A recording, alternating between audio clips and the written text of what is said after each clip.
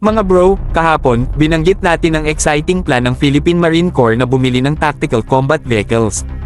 Pero eto ang kailangan nyong malaman, hindi ito simpleng usapan lang. Matagal na itong plano at bahagi ng mas malaking proyekto. Alam nyo ba, may pangangailangan ng Philippine Marine Corps para sa 60 Armored Light Tactical Vehicles, LTVs, sa ilalim ng Tactical Combat Vehicle Acquisition Project. Parte ito ng RAFPMP Horizon 2 Priority Phase. Pero eto ang catch, hindi ito napondohan by the end of 2022. Sa halip, sinubukan itong ipagsama sa requirements ng Philippine Army at Philippine Air Force para sa armored LTVs.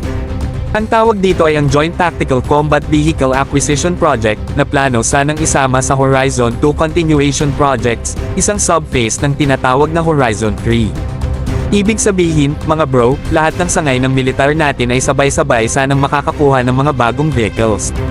Ang problema, tinanggal na ang project na to sa bagong Horizon 3 procurement plans. Kaya ang tanong ngayon, itutuloy ba ito bilang parte ng Horizon 2 projects, o magkakaroon na lang ng separate funding gamit ang annual capital outlay funds ng bawat military branch? Iba na ang usapan kapag ganito, mga bro, dahil bawat sangay ng militar natin ay pwedeng magkaroon ng sariling diskarteng pagpopondo. Kung hindi ito magiging bahagi ng AFP Modernization Program, malamang magkakaroon ng flexibility ang bawat branch. Pwedeng hatiin nila ang pagbili ng mga LTVs into several batches over the years, parang ginagawa nila sa pagbili ng mga armas at trucks. So hindi ito isang malaking gastos na isang bagsakan lang, kundi pwede itong stretch out para mas manageable ang expenses.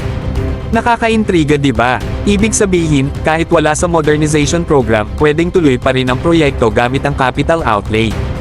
Pero syempre, magiging mas mabagal ang pagdating ng mga bagong vehicles, dahil nga hinihintay pa ang yearly budget.